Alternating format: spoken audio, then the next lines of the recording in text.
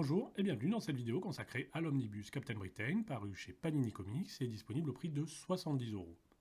Juste histoire de situer, les épisodes regroupés dans cet omnibus se situent avant la création d'Excalibur et constituent en quelque sorte la deuxième période de Captain Britain, c'est-à-dire celle du redesign par Alan Davis.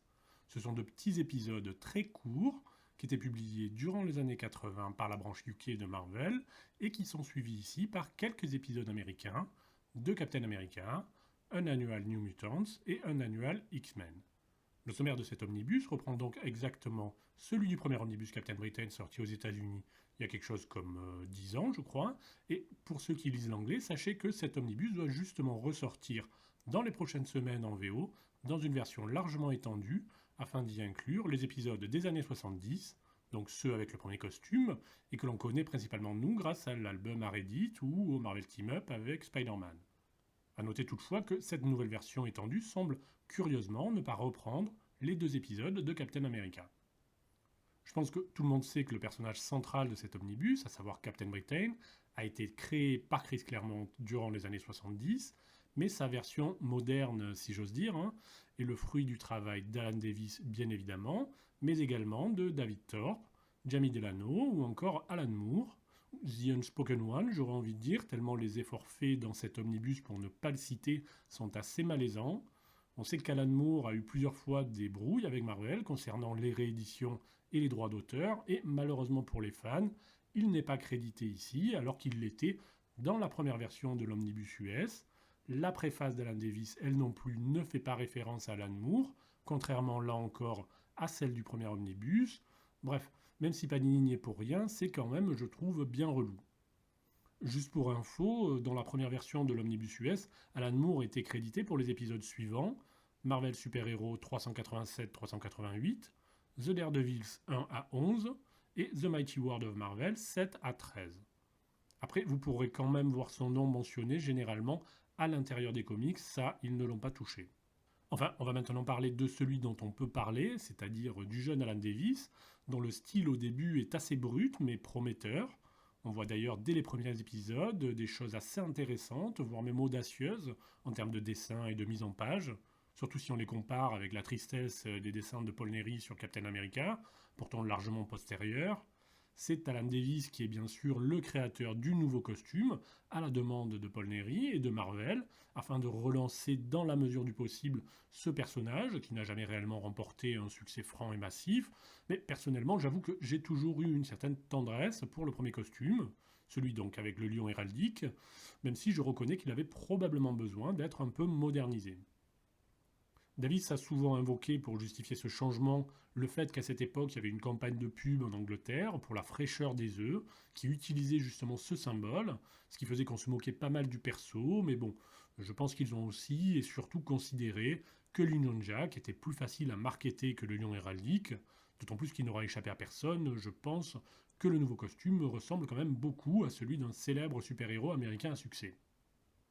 Toujours est-il que c'est avec ce nouveau costume, donné par Merlin à Captain Britain, en remplacement de son sceptre traditionnel, que va démarrer l'aventure, et pour le coup, je ne vais pas mentir, un petit résumé au début de l'omnibus pour expliquer ce qui s'était passé juste avant n'aurait pas été du luxe, même si on aura, comme ça se faisait souvent à l'époque, plusieurs flashbacks résumés au sein même des histoires, afin justement de permettre aux nouveaux lecteurs de se mettre à la page. On va rapidement retrouver des personnages familiers des lecteurs d'Excalibur, les membres du Crazy Gang, Saturnine, que Captain Britain rencontre donc bien avant Meggan, qui fera, elle, sa première apparition, et quelle apparition, j'ai envie de dire, dans le Mighty World of Marvel numéro 14. On va retrouver également Gatecrasher et ses Technets. On assistera aussi à la première référence explicite à la Terre 616. Pour les fans de Betsy Braddock, on verra notamment dans la série Captain Britain, scénarisée principalement par Jamie Delano, comment elle va devenir aveugle en décidant de remplacer Captain Britain, tandis que ce dernier nous faisait une petite Spider-Man Crisis. On verra aussi le grand frère de Brian, Jamie Braddock, kidnappé par Dr. Crocodile. Non, non, c'est pas une vanne. Ainsi que toute une réflexion sur le rôle des super-héros et leur rapport plus ou moins conflictuel avec les pouvoirs publics. Bref, il se passe quand même pas mal de choses durant cette période. Sur la jaquette, Panini nous vante aussi le côté satire sociale et politique de ce run. Ouais, alors personnellement, ça ne m'a pas fait tomber de ma chaise, hein. Surtout que dans la préface, Alan Davis explique justement à l'inverse que certains épisodes devaient normalement traiter de l'Irlande du Nord et que finalement ils se sont dit non mais je crois qu'il vaut mieux qu'on dise que c'est juste des gangs en fait, hein, c'est mieux, hein. Ouais. Donc bon, faut relativiser, hein, c'est pas non plus un pamphlet. Bon, après, c'est dans l'ensemble plutôt bien écrit et facilement lisible encore aujourd'hui, mis à part peut-être quelques épisodes, comme par exemple le Mighty World of Marvel numéro 15, Thé et Compassion, scénarisé justement par Alan Davis et que j'ai trouvé perso assez maladroit. Pour résumer, lors de la rencontre entre Captain Britain et Meghan, il y a un jeune qui traînait par là et qui meurt accidentellement. Donc Captain Britain se sent coupable et va présenter ses condoléances à sa mère. Bon, jusque-là normal, hein. Par contre, elle va réagir de manière très bizarre à la mort de son fils.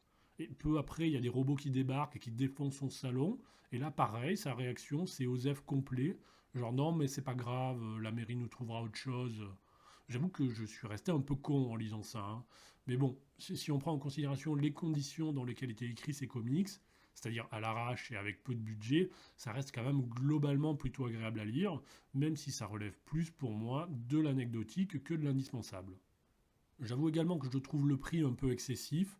Ça aurait été mieux, je pense, à 60 euros, vu qu'il y a assez peu de pages au final, avec en plus du double dipping pour les deux annuals.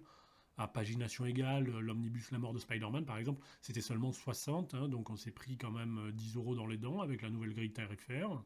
Mais d'un point de vue pratique, du coup, ça se lie assez bien, puisque c'est presque comme un gros deluxe en fait.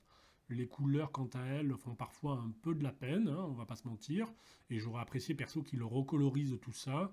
Surtout que de toute manière, si j'ai bien compris, les comics anglais de cette époque étaient la plupart du temps imprimés en noir et blanc. Et j'imagine que c'était le cas aussi pour ces épisodes de Captain Britain, au moins en partie, hein, puisqu'il y a certains passages qui ont d'ailleurs été laissés en noir et blanc. J'avais vu passer aussi un omnibus UK dans lequel les premiers épisodes étaient en noir et blanc. Et ce qui est chiant, je trouve, c'est qu'on n'a quasiment aucune info de ce genre dans la partie éditoriale du bouquin, alors que moi, perso, c'est justement ce genre d'information et de contextualisation que j'attends quand j'achète un livre à 70 euros. C'est comme pour la short story de Grant Morrison, un petit encadré pour expliquer ce que c'est, d'où ça sort. C'est pas la mort quand même à faire, alors que là, tu te retrouves à lire un truc sans savoir ce que c'est. Et à plusieurs reprises, je me suis quand même dit, mais qu'est-ce que je suis en train de lire là?